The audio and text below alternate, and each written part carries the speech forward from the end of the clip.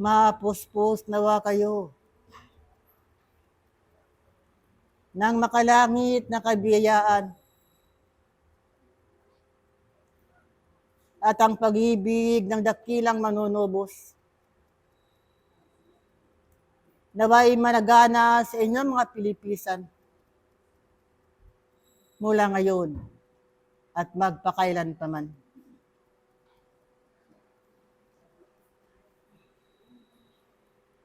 Mapalad ang nakakita at nanampalataya. Subalit higit na mapalad ang hindi nakakita, ngunit nanampalataya. Aking mga iniibig na mga kapatid,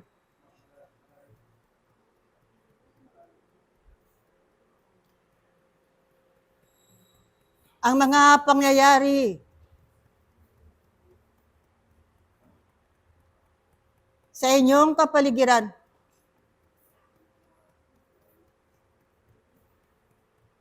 yan ang tunog at tinig ng kaitaasan ng tao ay bumalikwas sa kanyang pagkakahimlay. Ito ang panahon ng aking mga iniibig na mga kapatid na hinahanap ng kaitaasan ng inyong pananampalataya. Isang pananampalatayang tapat at matatag sa harapan ng dakilang Ama. Hinahanap ng kaitaasan kung kayo nga'y mga manggagawa na patuloy na gumagawa sa harapan ng dakilang Ama. Aking mga iniibig na mga kapatid,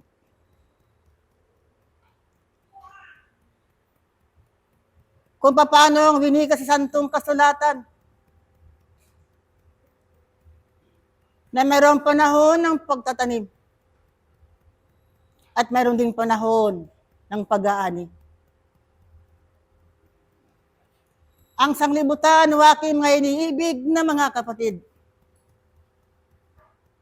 anong uri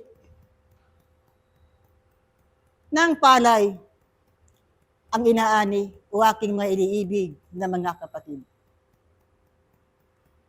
Kung kaya nga't sa inyong pag-aaral sa loob ng pato ng diway, maalam na kayo at marunong na kayo sa mga bagay na idinidulot sa inyong mga harapan. Natutunan na ninyo aking mga iniibig na mga kapatid kung paano kayo magtanim upang sa ganon, pagdating ng panahon, aani kayo na mayroong kasaganaan. Subalit, aking mga iniibig na mga kapatid, saksi kayo sa mga kalagayan ng mga kaluluwa sa inyong kapaligiran. Ang lahat ng mga ito ay nangangailangan ng awat kahabagan ng kaitaasan. Nangangailangan ng hamog na nagmumula sa kaitaasan ng aking mga iniibig ng mga kapatid upang sa ganon, huwag mawala ang kanilang pananalig at pananampalataya sa harapan ng dakilang Ama. Aking mga iniibig na mga kapatid, ang kamangmangan ng tao ang siya pa rin naghahari sa kanilang mga kaakuan sapagkat patuloy pa rin ang paggawa ng kasalanan at kasamaan sa kanilang mga kapwa. Alipin pa rin ng kasalanan ng aking mga iniibig, mga kapatid, kung kaya nga't mahirap makawala at makalaya sa kamangmangan ng sanglibutan. O aking mga iniibig na mga kapatid, ito ang laging winiwika ng kabatlayan, ang magsisi at magsisi lagi na sa harapan ng dakilang Ama. Lagi magpasalamat sa harapan o dakilang at lagi magpasalamat sa harapan ng dakilang Ama upang sa ganon nakikilala ninyo na meron palang Diyos na makapangyarihan sa lahat, na walang sawang nagbibigay kaaliwan sa bawat isa sa inyo. O aking mga iniibig na mga kapatid, pahalagahan ninyo ang inyong pagdako sa puok na ito. Pahalagahan ninyo, aking mga iniibig na mga kapatid, na huwag masayang ang inyong pagparito sapagkat nariyan po lagi ang subaybay at alalay ng kaitaasan, ang mga magagandang balita na lang inihatid sa inyo upang sa ganun, ito ay magiging tanlungan ninyo at tuntungan ninyo habang kayo nakikitalad sa mundong ibabaw. Aking mga iniibig na mga kapatid, harinawa, kayo na nakikinig palagi na ng mga magandang balita na nagmumula sa kaitaasan, na inihatid sa inyo ng mga kabatlayan, aking mga iniibig ng mga kapatid, naway, maging karapat-dapat kayo. At maging karapat-dapat kayo lagi na sa kanyang banal na harapan. Sapagkat, anuman ang inyong mga narinig sa kabatlayaan, isa sa puso ng aking mga iniibig ng mga kapatid, at ito inyong pahalagahan at pag-iingatan o aking mga iniibig na mga kapatid. Kung kaya nga't, nagpapasalamat lagi na ang kaitaasan sapagkat mayroon pa rin manggagawa na patuloy na gumagawa sa ubasan ng dakilang Panginoon. Mayroon pa rin magsasaka na patuloy nagsasaka ng bukid na pinagkatiwala sa bawat isa sa inyo o aking mga iniibig ng mga kapatid. Kung kaya nga't, kailanman hindi maluluoy ang halamang itinanim sa inyo mga puso ng dakilang Panginoon. Ang aking karagdagan,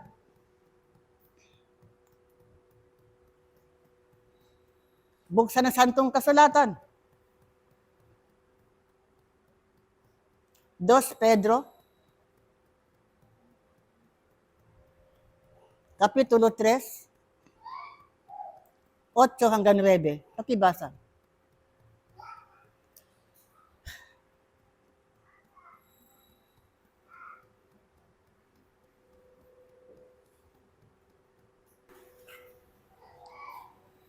Ito po yung nasusulat sa ikalawang sulat ni Pedro sa chapter 3, verse 8 hanggang 9. Sabi dito, datapwat huwag ninyong kalimutan, mga minamahal, ang isang bagay na ito, na ang isang araw sa Panginoon ay katulad ng 1,000 taon, at ng 1,000 taon ay katulad ng isang araw. Sa 9, hindi mapagpaliban ng Panginoon tungkol sa kanyang pangako, na gaya ng pagpapalibang ipinalalagay ng iba, kundi mapagpahinuhod sa inyo, na hindi niya ibig na sino man ay mapahamak, kundi ang lahat ay magsipagsisi. Punto po. Unawain ng aking mga iniibig na mga kapatid kung ano ang inihatid sa inyo ng mga payak na sitas na yan na nanggagaling sa kaitaasan. Hanggang dito ako. At naway ang pag-ibig ng dakilang Ama ay lalong managana sa inyong mga pilipisan upang sa ganun, higit kayo makapaglingkod ng pag-ibig sa inyong mga kapwa hanggang doon sa kaaway. Mula hanggang pakailan pa man. Paalam ang iyong kapatid sa Espiritu, Pablo, Apostol. Paalam. Pag-ibig at kapayapaan ang siyang maghari sa lahat at bawat isa, mula ngayon at magpakailan. Mga iniibig na mga kapatid, tunay nga ng bawat isa ay naghahanap ng katiwasayan sa kanyang paglalakbay. Ito nga ang isang pag-aaral sa isang mag-aaral na kung saan ang kanyang tunguhin ay kanyang binabantayan. Aking mga iniibig na mga kapatid, ang bawat isa nga na nagnanais na mapaunlad ang kanyang sariling kaakuhan. Ito nga ay isang hamon sa isang mag-aaral na kung saan bagamat siya'y naririto sa kalupaan, ay binibigyan siya ng kanyang pagpili ng kalayaan sapagkat malaon ang inilatag ng kaitaasan ang kanyang naisin sa lahat ng mga mag-aaral. Mga iniibig na mga kapatid, di na nga kayo mga bata sa mga ganitong pag-aaral. Kung kaya nga ang kaitaasan ay nagnanais na makitaan ng bawat isa ng kanyang kaunlaran ayon sa Espiritu. Ito ang pagkakataon sa bawat isa na maibigay ang kanyang sarili ng buo sa kaitaasan. Sapagkat bagamat kayo'y naririto sa kalupaan, ang kaitaasan ay tinitingnan ng bawat isa na kung saan ang kanyang nilalandas ay naaayon pa rin sa laman. Kayo nga bilang isang mag-aaral,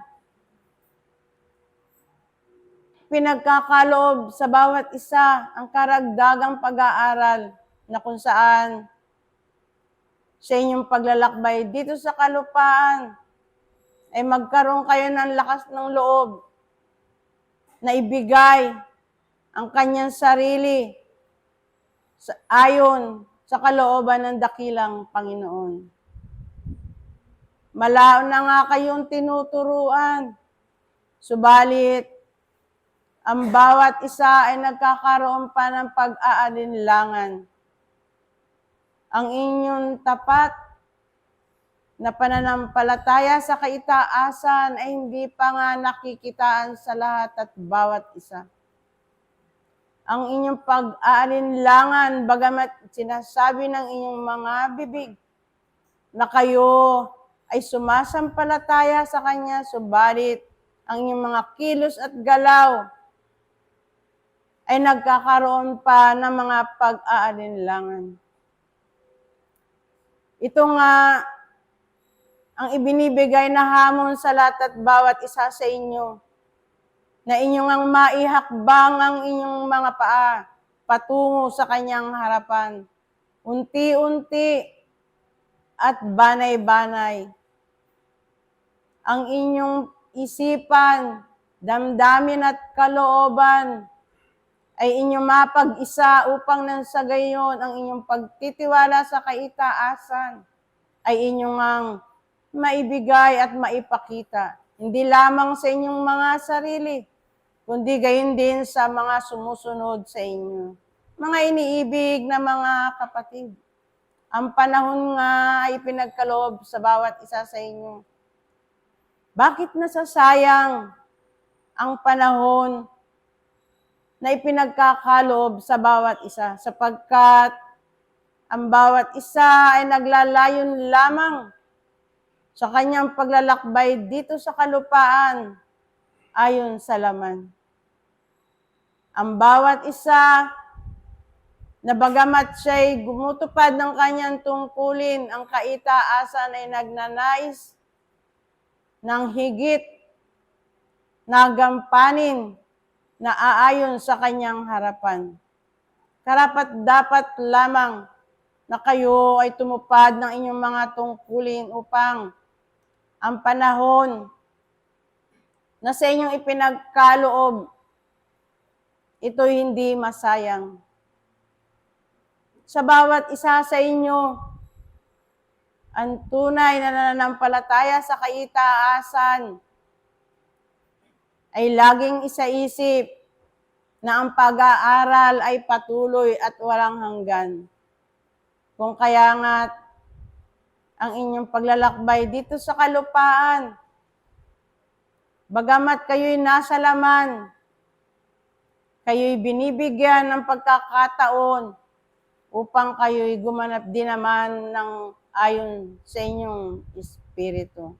Mga iniibig na mga kapatid, huwag nawa nga kayong manawang gumawa ng kabutihan sa iyong kapwa.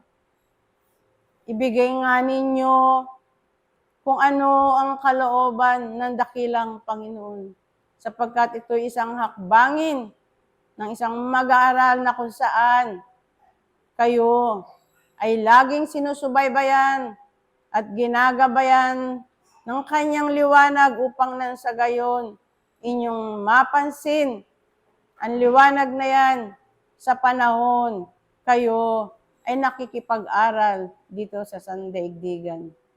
Ito na nga ang kalooban ng kaitasan sa lahat at bawat isa, na kayo'y magpatuloy ng inyong pakikipag-aral.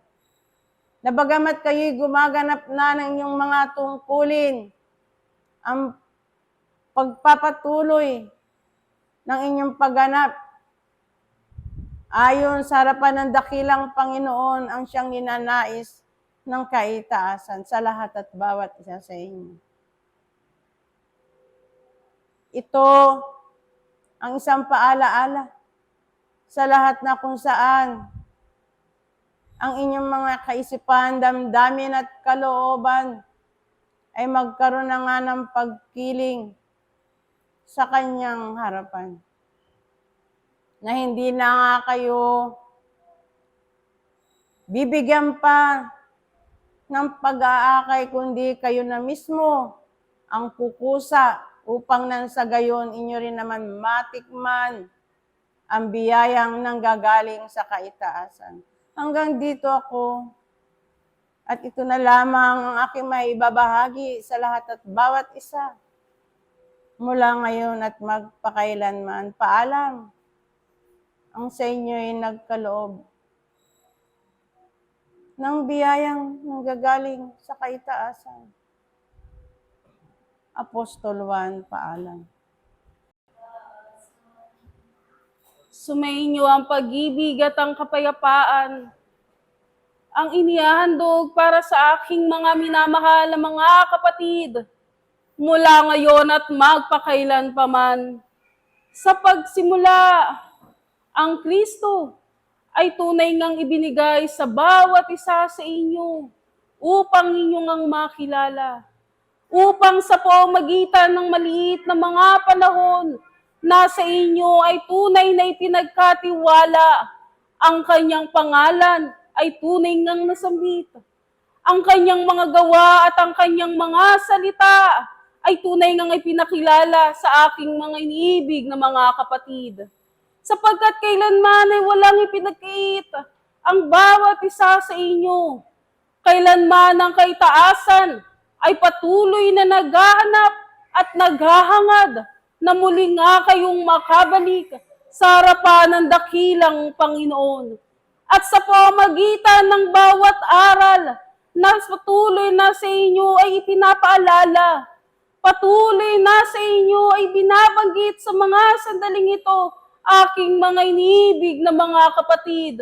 Nakikita ba ninyo sa inyong mga katauhan ang bawat pagtatanim, ang bawat pagsidhi ng inyong mga espiritong makawala sa isang lamangyan? Ang bawat pagtawag at pagnanasa ng inyong mga espiritu na muli nga kayong mabuhay upang mag-aral, upang sa pagkakataon na sa inyo ipaglingkuran sa harapan ng dakilang Panginoon, mabigyan kayo ng isang panibagong kapayapaan, mabigyan ng bawat isa sa inyo ng liwanag, ng pagkain na sa inyo ay tunay na may pagkakaloob. Aking mga iniibig na mga kapatid sa paturuan ng dakilang Panginoon, narito, patuloy na inihahanda at pinaghahandaan ng kaitaasan ang bawat mga salita, ang bawat kainin, ang bawat tubig upang kayo ay magpatuloy na mapunan. At sa pamamagitan nga nito, mga minamahal ko, nakikita ba sa bawat isa sa inyo ang pagpapatuloy? Nakikita ba sa bawat isa sa inyo na patuloy nga ninyong binabago ang bawat inyong mga gawa para sa Panginoon, upang sa maliit na bahagi na inyong titikman sa harapan ng dakilang Panginoon, naroon ang isang pag-asa sa bawat isa sa inyo na makapaglingkod sa harapan ng dakilang Panginoon, na makapagpatuloy sa mga naudlot na pag-aaral na sa inyo ay patuloy na ibinibigay, at na ang bawat isa sa inyo ay patuloy na pinagkakatiwala. Sapagkat katotohanan, sa paturuan ng dakilang Panginoon, bawat isa sa inyo ay kanyang mga anak. Kanyang ang mga bahagi na nagmumula sa dakilang Panginoon. At kung kayo nga ay tatawagin kanyang mga bahagi, sino nga ba ang sa inyo'y may iwan? Sino nga ba ang sa inyo'y mananatili sa isang sanglibutan?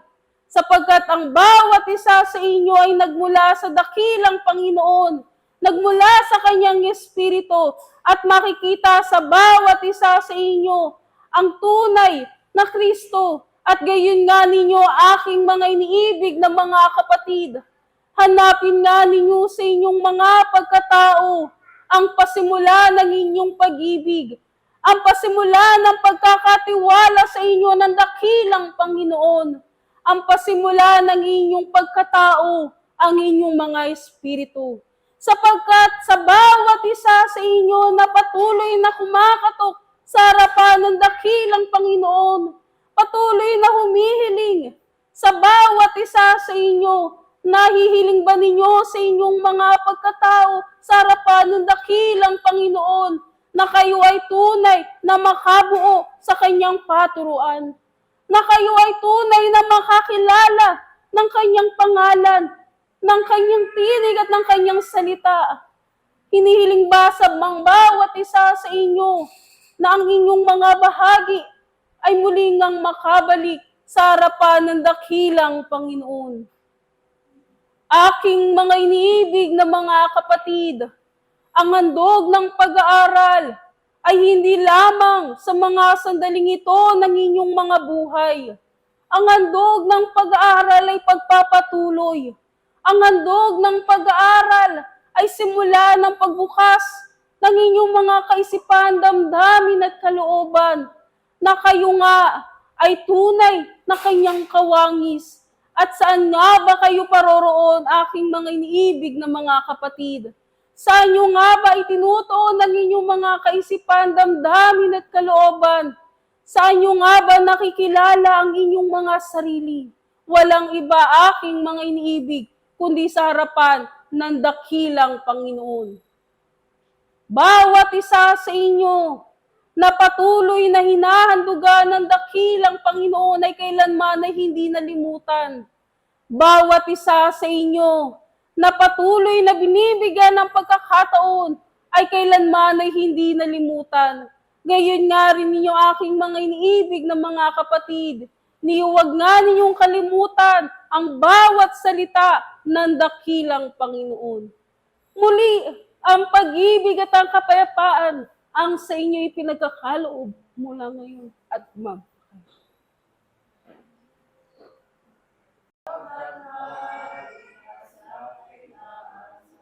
Liwanag at kapayapaan ang maghari sa lahat at bawat isa ngayon at magpakailanpaman.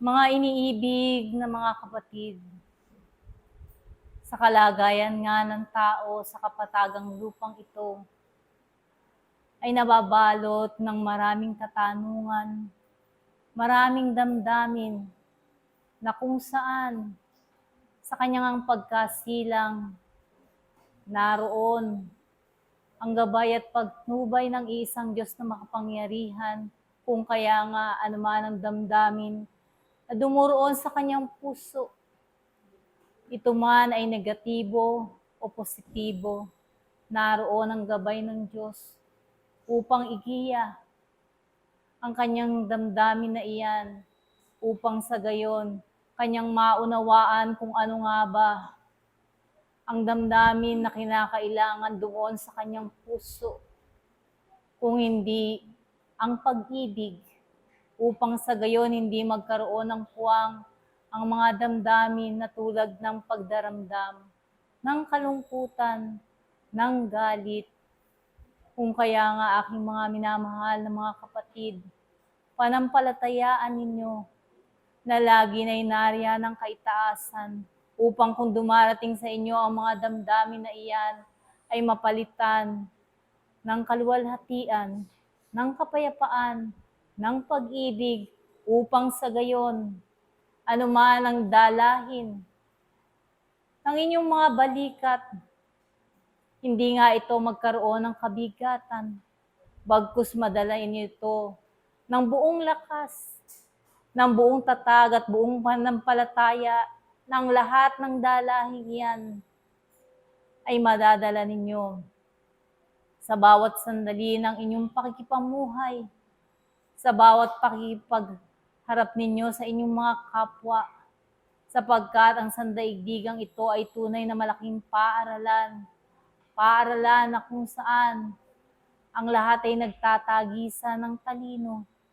Talino kung saan, kung paano nga ba siya makagagawa ng tunay na pagsunod sa batas ng iisang Diyos na makapangyarihan. Ibinaba ang batas sa lahat at bawat isa upang mapino niya ang kanyang mga paggawa, sapagkat kung ang panahon noon na hindi pa binababa ang batas, ang tao ay nagkakanya-kanya, ang tao ay naniniwala lamang sa kanyang sarili, at doon nananampalataya sa gawa ng tao na kung saan kumikinang, na kung saan nag-aalay, at naroon ang kanilang pag-asa na ito ay magbibigay sa kanila ng isang himala sa kanilang pananampalataya at pag-aalay. Aking mga minamahal na mga kapatid, anumang gawa sa ilalim ng kalangitan na hindi gawa ng Diyos ay hindi nga maka-Diyos. Kung kaya nga ang pananampalatayaan lamang ng tao, bagamat hindi niya nakikita, ay naroon sa kanyang puso na mayroong isang Diyos na laging tumutunghay, umapatnubay at gumagabay, at nariyan ang maraming patotoo, kung saan ang kalikasan at maraming buhay na mayroong kayo. Sino nga ba ang lumikha? Ang tao nga ba, ang inyong nga bang kapwa?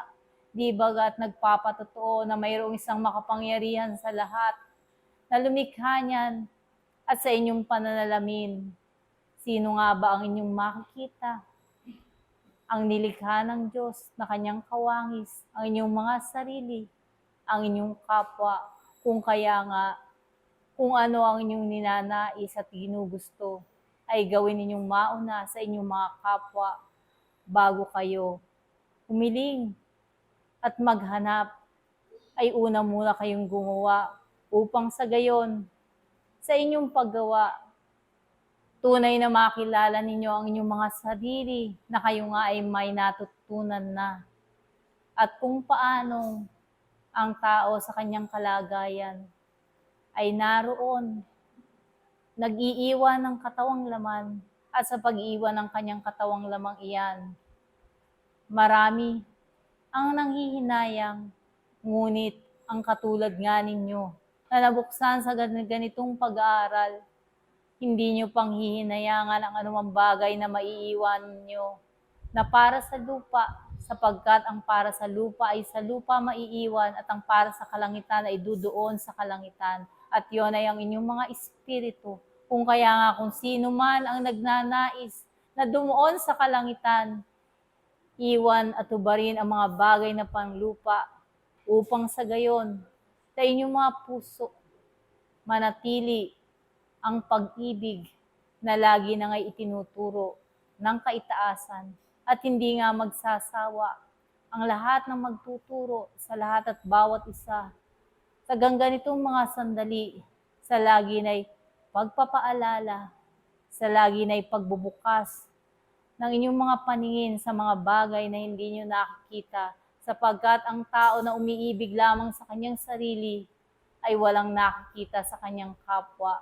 Ngunit kung nariyan sa inyong mga pagkatao, ang tunay na pag-ibig, ay matatanaw nga ninyo kung ano ang pangangailangan at kung ano ang kinakailangang paglilingkod na inyong gagawin at tutuparin sa inyong mga kapwa at sa kapatagang lupang ito, na kung saan ang lahat nga ay may kanya-kanyang tungkulin. Sa harapan ng Diyos, ang lahat ay pantay-pantay. Dito man sa lupa ay hindi nagkapantay-pantay ang tao. Sa Panginoong Diyos, wala siyang itinatangi, sapagkat ang lahat at bawat isa ay kanyang iniibig at binibigyan niya ng tungkulin na karapat-dapat. Kung kaya nga, anuman ang tungkulin na mayroon kayo sa kapanahonang ito, ay sa katuparan nyo ng buong kasiglahan, ng buong katapatan, at ang pananampalataya na nariyan sa inyong mga sarili ay hindi nga mabuwag at hindi nga maging dahilan ng inyong panghihina, at sa panghihinang iyan ay dumuong kayo sa lugar na kung saan tatalikuran ninyo ang lahat ng inyong mga natutunan, sapagkat kayo ay nanghina sa panampalatayang inaakala ninyong naroon na at matatag na, ngunit ang pag-aaral ang magpapatatag at magpapahina sa inyong panampalataya. Kung kaya nga, higpitan ninyo ang kapit sa puno ng ubas, sapagkat ang kumakapit ng mahigpit ay hindi nga naliligaw sa kanyang patutunguhan. At dagdag na pag-aaral sa aking mga minamahal na mga kapatid. Buksan sa banal na kasulatan sa Juan, Kapitulo 3, versikulo 6 hanggang 8. At ito ay inyong pagsalusaluhan sa mapalad na umagang ito. Hanggang dito ako, at muli ang liwanag at ang kapayapaan ang aking iniiwan sa lahat at bawat isa, ngayon at magpakailanman. Paalam ang iyong kapatid sa isang Diyos at sa isang pag-aaral. Apostol Lucas. Paalam. Pag-ibig at kapayapaan ang aking binabati sa bawat isa ngayon at magpakailan paman. Katotohanan nga na sa pag-aaral na ginagalawan ng inyong mga espiritu, kabahagi ang kaluwalhatian ng dakilang Panginoon upang masino ang mga bagay na hindi karapat-dapat sa inyong kaunlaran. Ganon din ang mga bagay na dapat pinaghahandaan ng bawat isa sa inyo sa panahon na kayo'y nananaliksik ng katwiran at pag-ibig ng dakilang Ama. Sapagkat ang pagiging kamanggagawa ng Diyos sa kanyang sakahan ay hindi lamang doon sa mga tumatanaw ng mga mabubuting tanim, kung hindi kayo din sa inyong mga kalagayan. Ang inyong mga kamay ay nagiging kadahilanan upang ang mga tanim na nagkukulang sa sustansya ay magkaroon ng pagkabuhay sa kanyang kalagayan. Hindi lamang sa paggapas, aking mga iniibig, kung hindi sa kabiyaang taglay ng bawat isa sa inyo dala-dala ang mabuting tubig ng kalangitan. Ang buhay na nanggagaling sa Ama ay nagiging kaparaanan ng inyong mga palad upang ang lahat ng bahaging naluluoy sa kapaligiran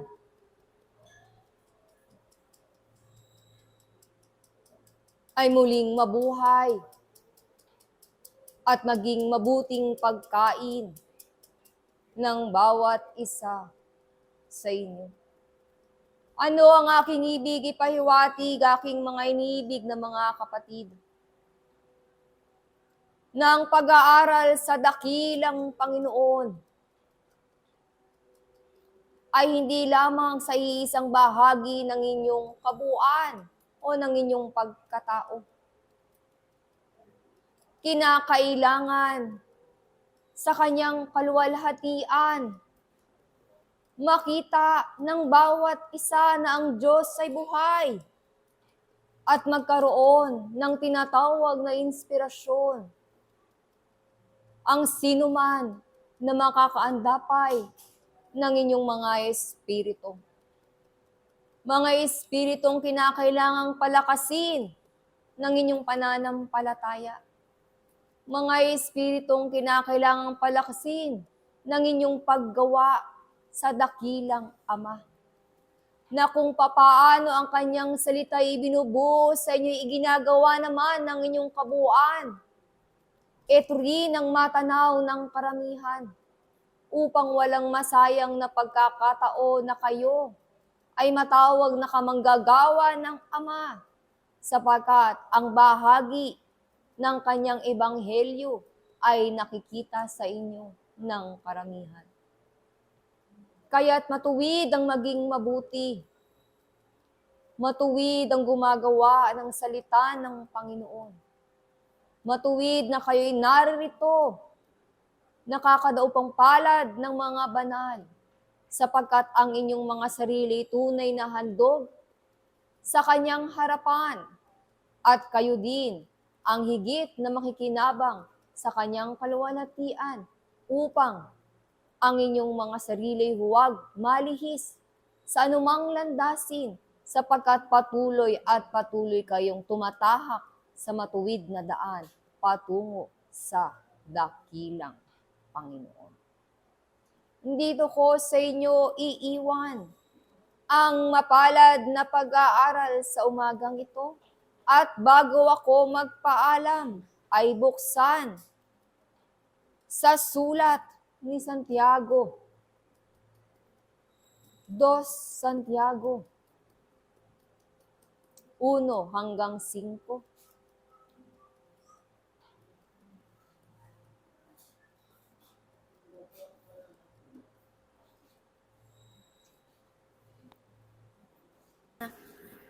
At ito na. Dos Santiago 1 hanggang 5. Ito po yung sinasabi sa sulat ni Santiago sa chapter 2, verse 1 hanggang 5. Mga kapatid ko, yayamang mayroon kayong pananampalataya ng ating Panginoong Hesukristo na Panginoon ng kalulhatian ay huwag magtatangi sa mga tao. Sapagkat kung may pumapasok sa inyong sinagoga ang isang tao na may singsing na ginto at may magandang kasuotan at may pumapasok namang isang dukha na may damit na hamak, at inyong itangi ang may suot na damit na maganda at inyong sabihin, maupo ka rito sa dakong mabuti, at sa dukha ay inyong sabihin, tumayo ka riyan at maupo ka sa ibaba ng aking tuntungan. Hindi baga kayo nagtatangi sa inyong sarili at nagiging mga hukom na may masasamang pag-iisip? Dinggin ninyo, mga minamahal kong kapatid. Hindi baga pinili ng Diyos ang mga dukha sa sanlibutan ito upang maging mayayaman sa pananampalataya at mga tagapagmana ng kahariang ipinangako niya sa mga nagsisiibig sa Kanya? Punto po. Kaya't ang tanim sa kanyang sakahan ay hindi lamang doon sa maganda sa paningin sa kanyang mga kamanggagawa, kung hindi sa bawat butil na ipinagkaloob ng dakilang Ama, ay matuwid ninyo itong alagaan sa lahat ng pagkakataon upang sa tamang pagkakataon ang ani ay ganun din ang kabutihang may pagkakaloob sa inyong mga espiritu. Muli, ang pag-ibig ng dakilang Panginoon ang sa inyo'y manalagi ngayon at magpakailan paman. Paalam ang inyong kapatid sa isang pag-aaral. Miguel Arcangel. Paalam. Sumainyo ang pag-ibig at ang kapayapaang nagbubuhat sa kaitasan. Ang siya nawang maghari sa bawat isa mula ngayon at lagi na. Matuwid ang narinig ng bawat isa na sa sino mang naghahangad na sumunod sa likuran ng dakilang Panginoon, ang mabuting paggawa ay hahanapin sa Kanya. At ito ang laging itinuturo sa aking mga iniibig na mga kapatid, na ang pagtuturo sa inyo mula pa ng dakong una hanggang sa kapanahunang ito ay laging naghihintay ng katumpakang paggawa.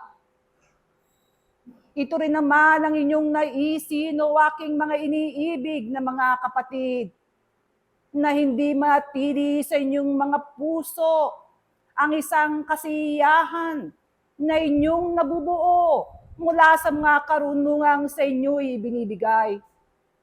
Ang lahat ng iyan ay pinagkakaloob ng dakilang Panginoon, na hindi natangi ang bawat isa, sapagkat ang bawat isa ay kanyang itinalaga upang kanyang maging tagasunod, upang kanyang maging kamanggagawa o aking mga iniibig na mga kapatid.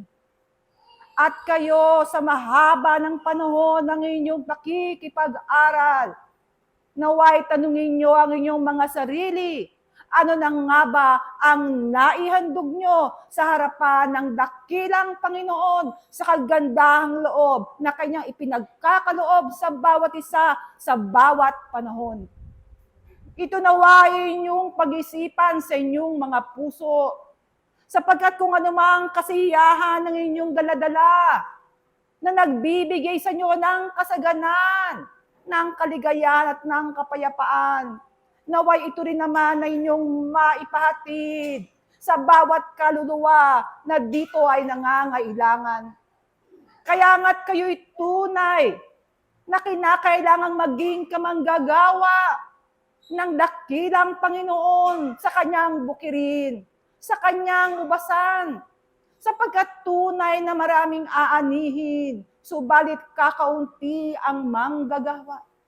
Tanungin nga ninyo, aking mga iniibig, ang inyong mga sarili, kayo na nga ba ang tatawaging manggagawa sa kanyang ubasan, manggagawa sa kanyang bukirin? Sapagkat hahanapin sa inyo ang tunay na katapatan mula sa inyong mga puso, ang tunay na kalinisan ng bawat paggawa, ng bawat katapatang inyong maihahandog. Tunay na di magiging madali sa bawat isa ang sumunod sa likuran ng dakilang Panginoon kung ang kanyang pananampalataya ay di nga matibay.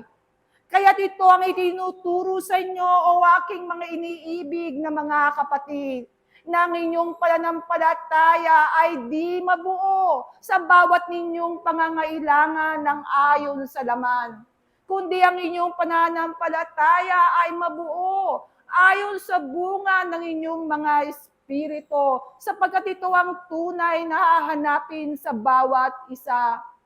Ang pananampalataya na yan, o aking mga iniibig na mga kapatid, na ang kawaan ng dakilang Panginoon ay sumainyo nang upang sa gayon ng kanyang awa ang magbigay daan upang ang bawat isa ay maging karapat-dapat na gumawa at tumangat ng kanyang ebanghelyo.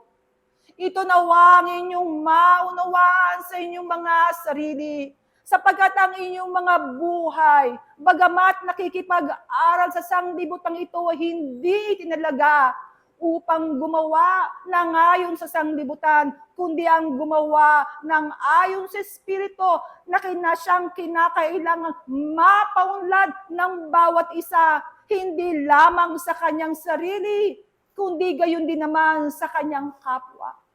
Kayo ay binibigyan ng bawat binhi at ang bawat pagsasalita at pagganap nyo, doon din naman kayo huhusgahan at titingnan, sapagkat kung anong uri ng binhi at salita at paggawa ang inyong ipinakikita sa bawat nyong kapwa, ang bawat bunga niya, o aking mga iniibig na mga kapatid, ang siyang magpapatunay kung ano rin naman ang mga bahagi na inyong naibigay.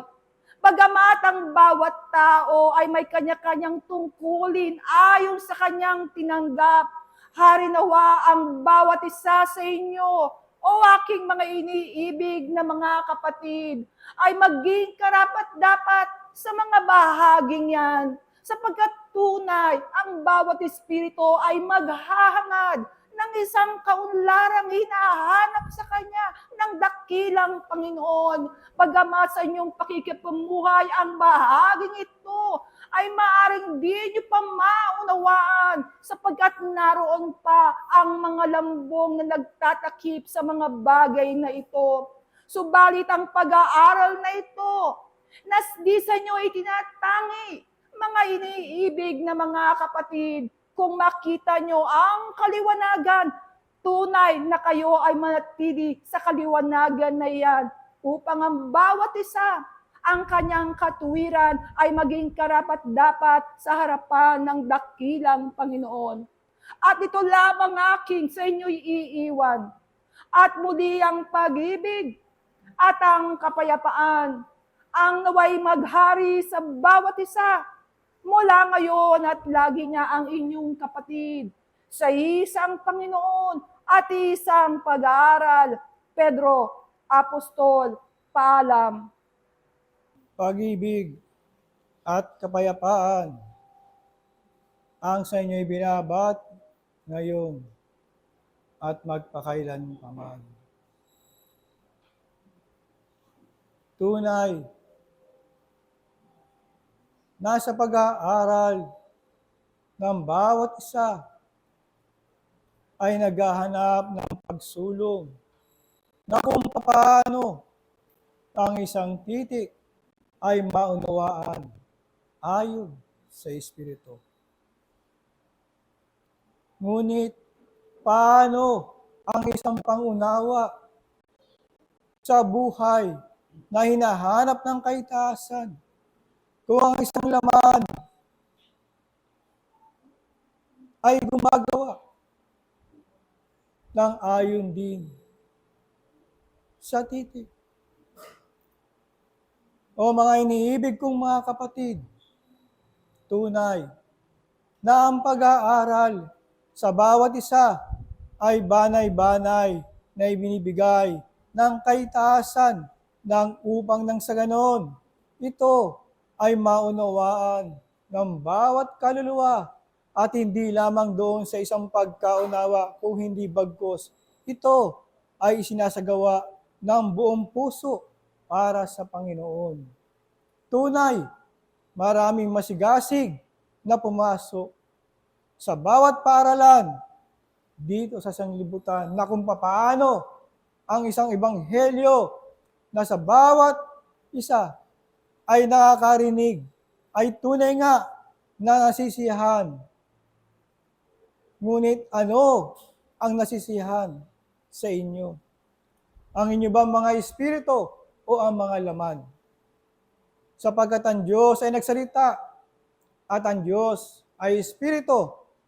Ano nga ang pakahulugan? Nasa inyong pag-aaral ang ibig sabihin ng mga katagang kanyang binitawan. Nasa ngayon, kayo ay namumuhay sa libutan. Ngunit, kayo ay mayroong isang espiritu na pag-aari sa kaitaasan. Na kung paano ito maaalis sa isang pagkakatali sa kasalanan, ay tunay nga na ito ngayon ay inyong binabaka ng upang nang sa ganon kayo ay makalaya at maagaw na mga karapat dapat ayon sa kalooban ng dakilang Panginoon. O mga iniibig kong mga kapatid, bawat kalagayan sa pag-aaral ay mayroong kadahilanan na ito kung ang inyong kalagayan ay para doon sa mahigpit na pangailangan ayon sa laman upang inyong makilala na ang dakilang Panginoon na ito ay nababahagi sa bawat isa. Ngunit kung kayo ay nilagay na doon sa pag-aaral sa Espiritu, ano nga ang inyong gagawin?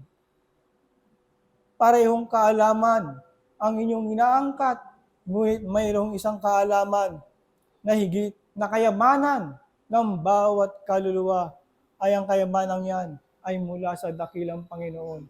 Ito ba ang tunay na inyong binubungkal upang ito ay inyong matamo at maibahagi sa bawat kaluluwa rin? O mga iniibig kong mga kapatid, malawak ang pag-aaral. At kung ang pag-aaral na inyong nakikita ay tunay nga na ito ay nagbibigay sa inyo ng kaangatan sa kaalaman. At mayroon pang isang higit na isang baitang upang madagdagan ang iyong kaalaman. Bakit di mo ihakbang ang iyong panyapak upang ikaw ay umangat sa isang kalagayan ayon sa Espiritu? Sapagkat napapanahon na ang bawat isa na hindi lamang sa pagkilala ayon sa Espiritu, kinakailangan makapag-aral. Nang sa ganon, kung anumang mayroong karumihan sa isang pagkatao, siya ay malinis ng higit sa lahat upang nang sa ganon, maglinaw ang kanyang puso't isipan. Nang sa ganon makita mo ang tunay na layunin ng dakilang Ama na kung paano at kung bakit sa pamagitan ng pag-ibig, isinilang ang dakilang anak. O mga iniibig kong mga kapatid, kayo'y nag-aaral sa Espiritu. Huwag niyong bilangin ang panahon na ayon sa laman. Kung hindi kayo ay gumawa ng ayon sa Espiritu, na hindi tinitignan ang panahon, na hindi inaakala kung ano ang bukas, upang nang sa ganon, masigurado nyo ang kalagayan sa laman. Kung hindi, bagkos, ang Panginoon ay hindi nagpabaya sa kanyang mga anak. Kaya nga't kayo na bilang mag-aaral ng dakilang Panginoon, nakita ang katapatan ng inyong mga puso. Kaya tahanapin ang paggawa ayon sa Espiritu nang upang nang sa ganon na kayo na bilang mag-aaral ay maging karapat-dapat din naman sa taas mag-aral. O mga iniibig ko mga kapatid, malawak ang pag-aaral at hindi ayon sa titik na kung paano nyo to binabasa. Kung hindi unawaing mabuti nang sa ganon na ang bawat pagbubungkal ninyo at bawat pinagkatiwala sa inyo ng dakilang Panginoon na mga buto. At ito ay magsitubo ng mayroong kasaganahan at mayroong liwanag mula sa kaitaasan na kung paano hinahanap ng bawat isa ang Panginoon. Tunay nga na kung ikaw ay gumagawa ng may pagtitiis sa buhay na binigay ng dakilang Panginoon, tunay na ang bawat isa darating sa kanya ang totoo, ang patotoo ng dakilang Panginoon na ito ang maghahayag sa kanya pagdating ng panahon. O mga iniibig kong mga kapatid, anong tamis ng buhay? Kung ang katotohanan mula sa kaitaasan ang iyong maunawaan at maisagawa ng buong puso mo, sapagkat tunay na hindi mo na maramdaman ang anumang bagay na kahigpitan dito sa sanglibutan kung hindi tulad sa isang dakilang Panginoon na namuhay sa laman. Ngunit ayon sa Espiritu, ang kanyang buhay na inilaan niya sa dakilang Ama. Ganon din hahanapin sa bawat isa na kung paano ang tunay na layunin na kung bakit ang bawat isa ay isinilang na mayroon laman. Kaya nga't kayo na bilang mag-aaral ay tunay nga na magsikap at arukin ang anuman lalim at taas ng pag-aaral ng upang nang sa ganon kayo na mag-aaral ay matuto at nang sa ganon hindi masayang ang inyong pinagpagalang kung hindi bagkus naging karapat dapat kayo sa harapan ng dakilang Panginoon. At muli, iiwan ko sa inyo ang pag-ibig at ang kapayapaan na nagmumula sa isang dakilang Panginoon ngayon at magpakailan paman. Paalam ang inyong kapatid sa Espiritu, Pablo, Apostol. Paalam.